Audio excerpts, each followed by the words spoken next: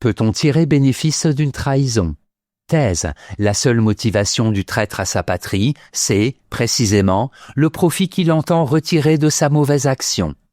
Antithèse. En trahissant sa patrie, un homme se trahit lui-même et se fait l'artisan de son propre malheur. Thèse.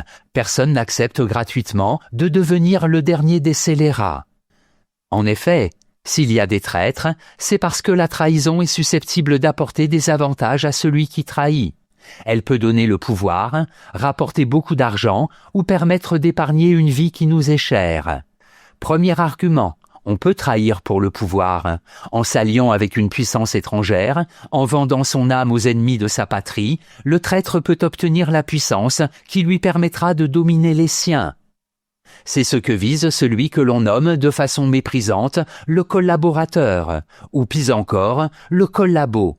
Le salaire de sa trahison, c'est le pouvoir. Même haï et honni des siens, il a obtenu ce qu'il souhaitait, les dominer. Deuxième argument, on peut trahir pour de l'argent. L'amour de l'argent et des richesses peut mener un homme à trahir. En effet, passer à l'ennemi, c'est lui rendre les plus grands des services, et il n'est pas vraisemblable de recevoir peu d'argent en échange de pareils services. On peut donc tirer d'une trahison un important bénéfice financier, car un corrupteur doit payer très cher pour obtenir d'un homme la pire des sévératesses. Troisième argument, on peut trahir pour sauver sa vie ou celle de ses proches. Devant un tel danger qu'il décourage toute velléité de riposte, la trahison peut apparaître comme la seule solution permettant d'assurer sa sécurité et d'éviter la mort. La conservation de sa vie est alors le bénéfice que le traître retire de sa traîtrise. En bref, nul homme ne trahit pour le plaisir. Celui qui trahit le fait pour en tirer bénéfice. Il trahit par envie de puissance, par désir de richesse ou par amour de soi. La trahison est toujours un moyen pour obtenir quelque chose. Antithèse. La trahison ne peut faire que le malheur du traître. En effet, on ne peut attendre aucun bénéfice d'une trahison. Quand elle donne le pouvoir, ce dernier n'est que fictif. L'argent qu'elle procure est inutilisable. La vie qu'elle préserve se déroule dans une infamie qui est pire que la mort. Premier argument. Le pouvoir qu'obtient le traître est illusoire. La trahison ne donne en fait aucun pouvoir. Le pouvoir du collaborateur sur ses compatriotes n'est que le pouvoir de l'occupant, de l'ennemi vainqueur. Et, sur ses ennemis, le traître n'a point d'autorité.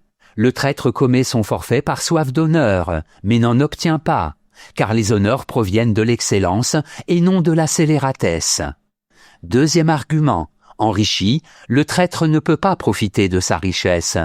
Si c'est l'argent qu'il convoitait, son méfait est aussi un échec.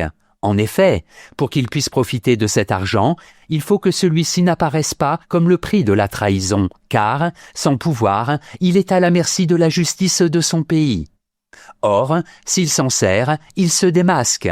Donc il ne s'en sert pas, et sa traîtrise ne lui rapporte que des inquiétudes. Troisième argument, nul n'est plus malheureux que le traître. Il a perdu la confiance des siens, et n'a pas celle de ceux qui ont profité de sa trahison, car personne ne peut faire confiance à celui qui a trahi. Celui qui a trahi s'expose au pire danger et ne connaît jamais la sécurité. Le traître est l'ennemi de tout le monde. Il est l'ennemi de la loi, de la justice, des dieux et de la majorité des hommes. La mort est préférable à une telle infamie, car la mort n'est que la fin de la vie, alors que l'infamie est un mal qui la ronge. En bref, abandonné de tous et méprisé par tous, le traître a tout perdu. En perdant la confiance des siens, il perd toute confiance et fait son malheur, car celui qui trahit sa patrie, ses parents, ses amis, se trahit lui-même et se perd. Synthèse. Comme l'autre grand texte rhétorique de Gorgias, Éloge d'Hélène, la défense de Palamède est un exercice de style. Il s'agit de montrer que Palamède, héros mythologique accusé de trahison par Ulysse, n'est pas coupable du forfait dont on l'accuse, car, ou bien il a pu, sans le vouloir, entreprendre ce qu'on lui reproche, ou bien il l'a voulu sans le pouvoir. En effet, il n'y a ni preuve ni témoin, et Ulysse ne s'appuie que sur son opinion. Or, cette opinion n'est pas fondée, car si quelqu'un trahit sa patrie, il y a nécessairement des tractations, de grosses sommes d'argent en jeu et de nombreux témoins du complot. La seule solution, c'est que Palamède ait agi discrètement pour échapper à quelque danger. Mais comme il n'y a aucune situation pire que celle du traître, personne ne saurait dire en quoi un tel forfait peut être avantageux. Notes et commentaires. Gorgias, né dans une colonie grecque de Sicile, vers 485 avant Jésus-Christ, il eut, selon les témoignages concordants des anciens, une vie très longue. Il serait mort en 380 à l'âge de 109 ans. Ce fut le plus glorieux des sophistes. Grâce à son enseignement, il amassa une telle fortune qu'il fit ériger sa statue en or massif à Delphes. Sophistes. Les sophistes furent d'abord des maîtres dans l'art de bien parler et, comme tels, capables de vendre des discours, éventuellement en versions contradictoires, sur n'importe quel sujet. Citation. Deux buts peuvent être proposés à toutes nos actions, poursuivre un gain ou échapper à une peine. Or, les machinations, dont se rend coupable le traître, n'entrent pas dans l'un de ces deux domaines. Gorgias, défense de Palamède.